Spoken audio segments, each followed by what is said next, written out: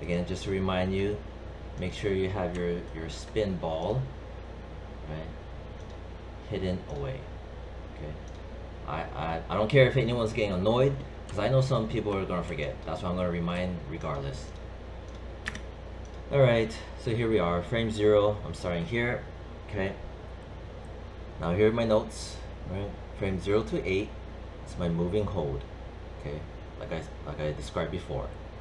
What I need to do is I need to first select my ball control, my center of gravity. This is my main driving force, right? Like I explained in the very earlier videos. Okay, I select that, and then down here, make sure you know where you are on the timeline. This is absolutely critical. Oftentimes, students will start to wreck their animation because they do not know where they are on the timeline. Make sure at frame 0, press S as in Sam. You notice here, right, the graph editor lights up, and these little tick marks, right, that's your keyframe.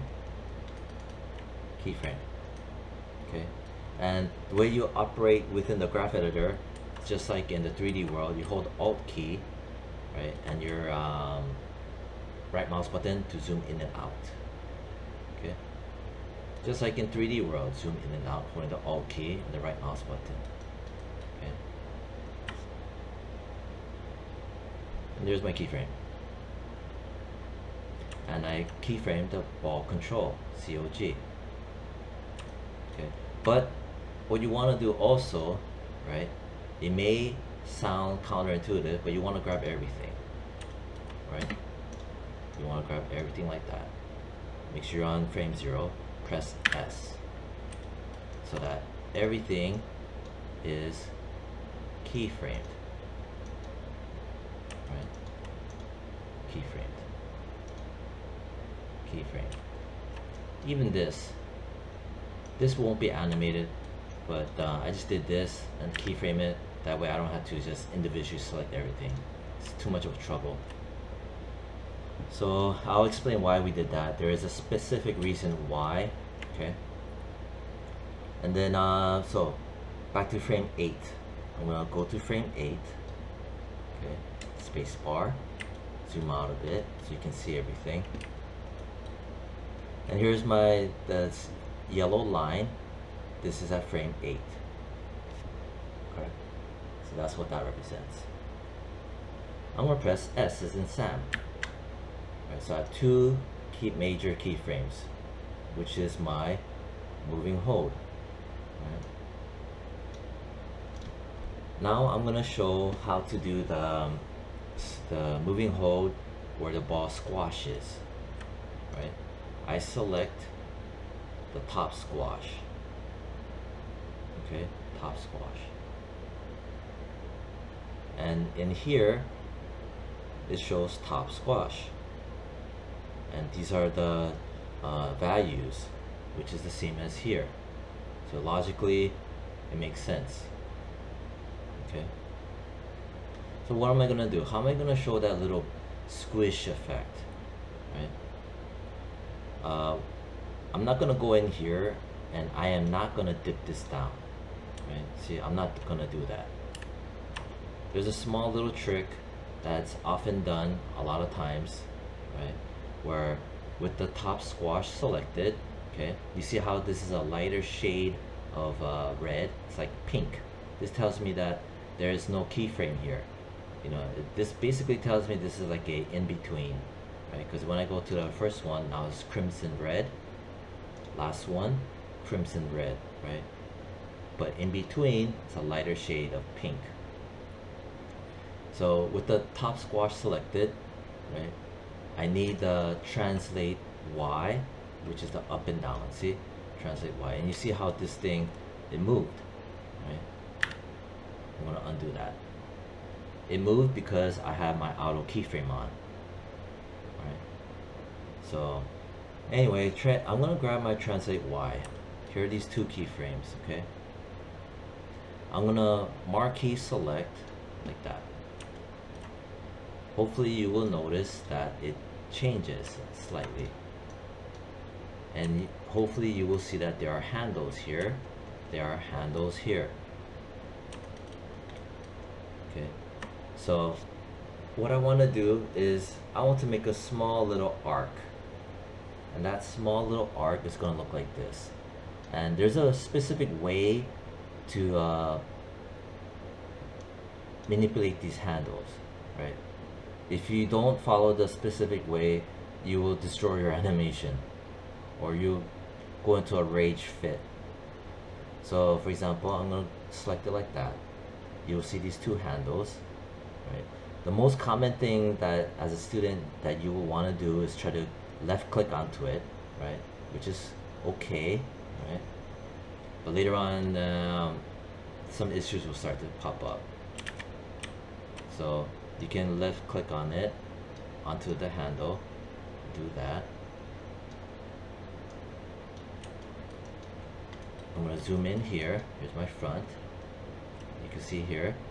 I'm going to marquee drag, select to show the handles. I can just hover over it. You have to precisely hover over it. Okay? Like here, you have to click it, right? But don't click and drag. See? This is why this is an issue. You don't do things like that, because you could accidentally click and drag and move it, and that will cause a lot of problems. You want to just select it like that, then you want to hover over here, right? So I turn to cross here.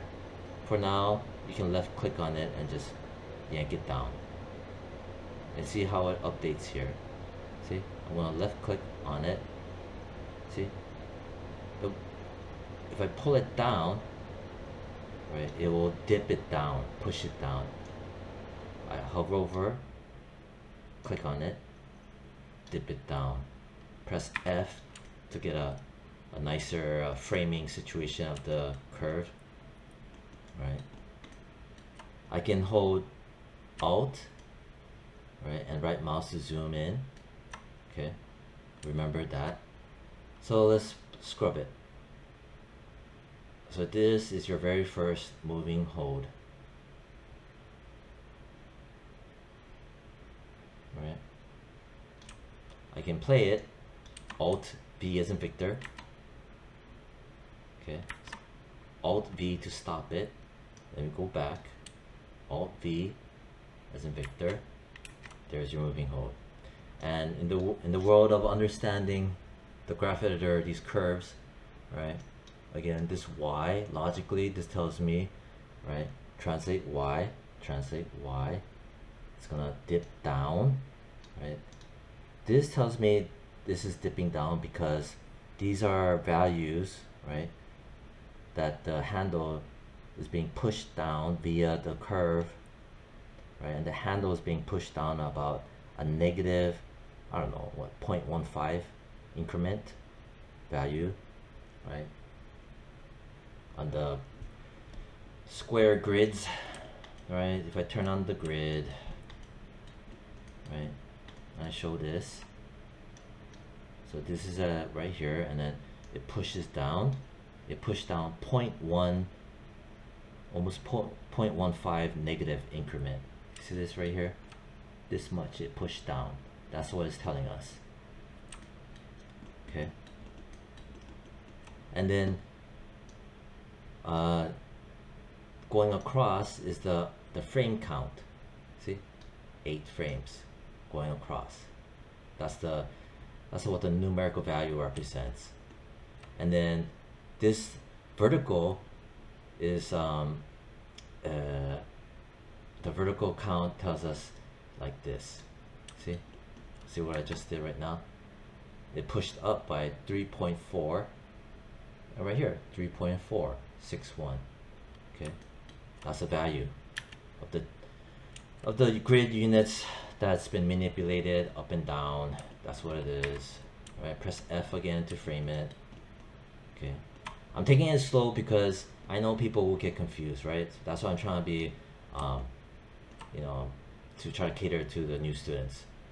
For you fast learners, sorry, but you just gotta deal with it. Okay, so that's good. So I did that, right? Now from here, frame 14, I'm gonna break, you know what, I should break tangents. Yeah, but I'm gonna break it after, because I gotta show the reason why I want to break it. Okay, so frame 14, right, the ball makes its initial leap forward, right, which is midway point of the leap, basically the highest point. Right, so I'm going to zoom out in the front, right, here's my perspective, here's my front. 17 minutes went by. This time I need to grab my ball control, not my top squash, right, but my ball control, this guy right here, the dark blue one. Click it, ball control, and then frame 14. So here, frame 14, right, I'm gonna hit S as in Sam. I locked in a keyframe, nothing moved, right. Actually, I'm gonna grab everything and press S as in Sam. But you notice, as soon as I did that, this is one of the very first things that will confuse you and will infuriate you, right? Hence, when I talk about breaking the tangent, you will see that this happened. If I select it, right, I selected it. What is this? Right, because when I selected everything and I hit the S as in Sam on frame 14, this thing appeared. This is for the top squash. Because when I set the keyframe, it will inadvertently make another, it will make the curve, right, have it set to, I forgot what's the name of it, but it will automatically make it spline, right? So, and then if I play it, right, holding Alt and then the was it the greater than sign, right, Alt and then scrub, see how it has a subtle little movement, right? I don't want it to do that, so I'm gonna kind of be a little bit off track, come back to the top squash, the break tangents, right? So I select the translate Y. Again, this is regarding the top squash, right? And then I want this to be flat, right? And not do this, right? So I select it. I'm gonna introduce you guys to this break tangents. I'm gonna take a snapshot of it. I'm gonna dump it in here, so you guys can just have a visual reminder. So I'm gonna pause the video. So I paused the video, and like I said, I put in the picture to talk about break tangents, right? Remember, you have to select the problem curve, its handle, and then break it, okay? So I grab it, and this is the problem area that gets caused. It just does this automatically, right? And then right here, like I said, click it, it breaks the tangents. You will notice that it turns into a dotted, it will turn into a dotted line. So I'm gonna undo it, okay? See, it looks normal, right? I don't know if you can tell. If I do it again, you will see it will change. See, turn into a dotted line. That's how you know it's broken the tangents. What does it mean by breaking the tangents? Well, if I go in here, right, I select it again like this carefully. Don't do things like this where you just try to click on it, unless you got good with selection. Because if you, like I said, you can end up doing that. That's why you just select it like that. Then hover over it, right, left mouse, and you can see now the tangent is broken, meaning the handlebar for this guy is broken. And see how it's influencing the rig right now. See, it's broken. So I broke the tangents, select it, right, and you want to make it straight, that way there's no movement.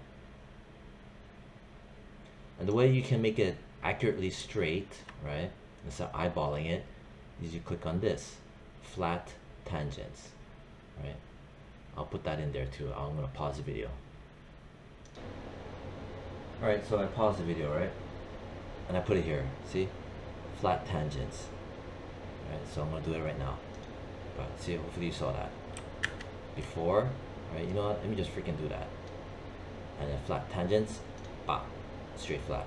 These are some of the other bread and butter stuff that you'll be using, right? Breaking tangents, there's specific reasons why, when and where to do it. You don't break tangents for anything and everything. You don't do that, right? I'm showing exact case scenarios for breaking tangents and then flattening tangents, right? To get this moving hold. Like I said, this happened because when I had set the major keyframe, pressing S for everything, right, it did that. Later on, you'll learn about something called step tangents, right? But I'm not gonna show that right now. I'd rather work just regular, work through it to show the important stuff that needs to be shown, right? So that was that. Slight detour, but was necessary. And then from there, right, our workflow will catch speed. Right now it's a little bit slow because I need to show fundamental stuff and kind of show it here as well. Okay, so you just gotta deal with it. Anyway, frame 14, right? Let me show about the leaping forward. Now you notice that I put the frame count first, right? 1, 2, 3, 4, 5. Right? 1, 2, 3, 4, 5, 6 frames, right? See, 6 frames. So I put the frame count first, right? You put the frame count first, and then you set the key. I'm gonna grab my ball control, and I wrote here, it leaps forward 15 units for translate X. So translate X, which is in red, 15 units. You see how this, it changes. And you see here, I'm on this specific frame, frame 14. Okay, all of this you have to be aware of. And how much did I travel? Right, 15 units. Okay, leaps forward 15 units. This is not 15 units. This is 24, so I type in 15. Right, and it's automatic keyframe because I have my auto keyframe on. If I go back, pressing just my the less than sign, and then go forward to the greater than sign. See? So I did that, 15 units forward. No. Yeah. See, 15 units. 15 units. I'll explain the thought process between regarding the numbers, right? So 15 units, and then now it has to go up, right? Because it's a leap. It's gonna be on the Y, right? And again, this is my ball control. Pull it up. Okay. And I had the value at 16 units up. So this is 17 units up. Right, I'm gonna type in 16. I'm just using these exact numbers right now because before they were like decimals, and I'm just putting round numbers, you know, so you can see that. See, I'm using again the greater than sign, just the greater than sign, to go between each major keyframe. Right, but how do I make a nice arc? Because right now it's just going at a diagonal angle. If I scrub it, see? How do I make a nice popping arc, like your traditional jump?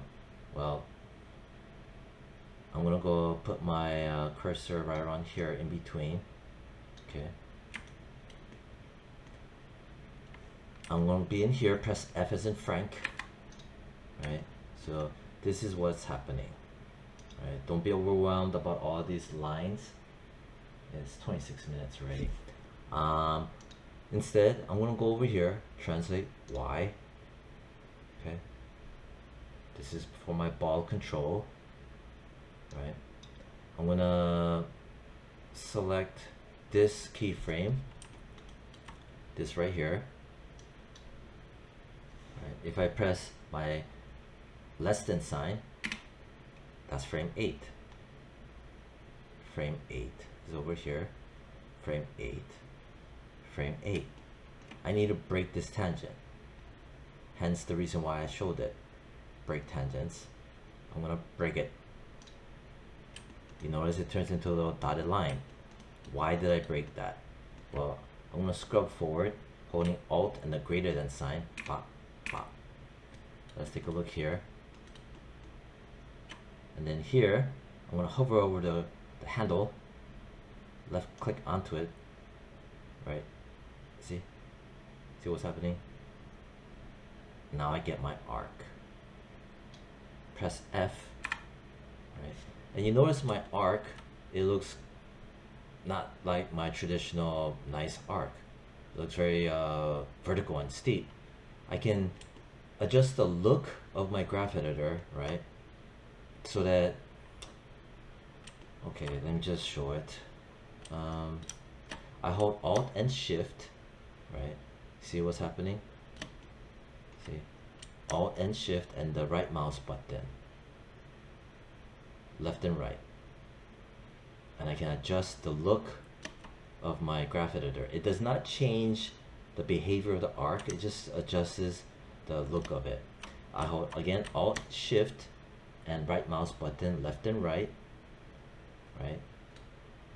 Conversely, I can also do Alt, Shift, right mouse button, up and down to make it more vertical, right?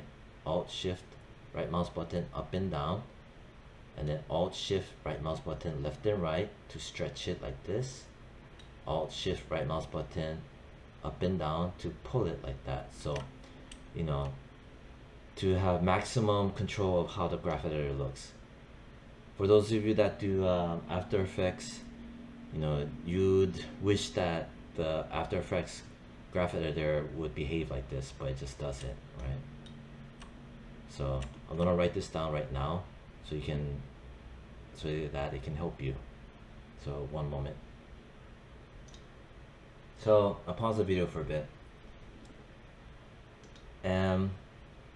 There's previous semesters I made this ball animation starter guide, right? Which is this one here. And it shows basically a lot of things I talked about just now. Okay, for example, to view your curves taller, right? Alt, Shift, right mouse button, and drag your mouse up and down to resize it vertically, right? Conversely, Alt, Shift, right mouse button, and drag your mouse left to right to resize it width-wise, right? You see this versus this, see? And that's the ball animation starter guide, which I'll also dump it into the W drive. And then this as well, see? And this, and this, and yeah. So in the meantime, I also put it here, okay, so you can see it, right?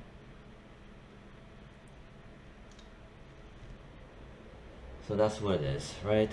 So Alt, Shift, right mouse button, left and right, can make it wider. Alt, Shift, right mouse button, up and down, make it taller. Okay, you don't need to have anything selected, right? But it does help to have something selected.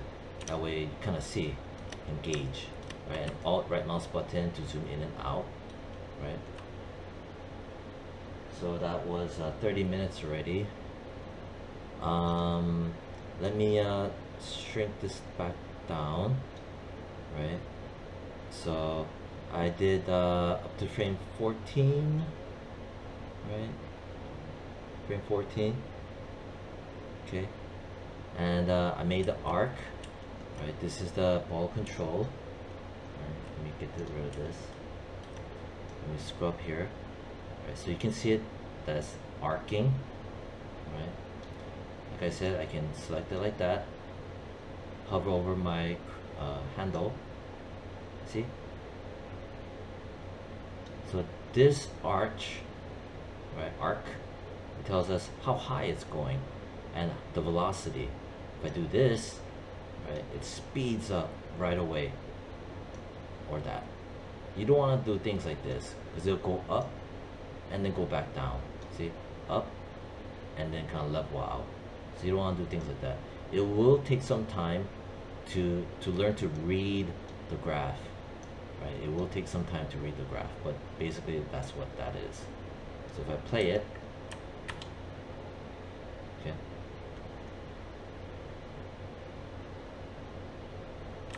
and there's your very first in between, okay. If I click on translate X, you'll see this, right? It has a slow, this here tells me it's a slow. I'm going to do Alt, Shift, right mouse button, drag to my right to kind of pull it like that, right? Again, this is the ball control and the X handle, red, right? So it has a slow start, and then it picks up steam and then kind of gets into it, right? But this is the in-between. I don't want it to kind of have a gradual transition. If you see this, it's gradually transitioning. What you want to do is you want to grab that, because this is the in-between point, right? I don't want it to have a slowing down. This tells me it's slowing down.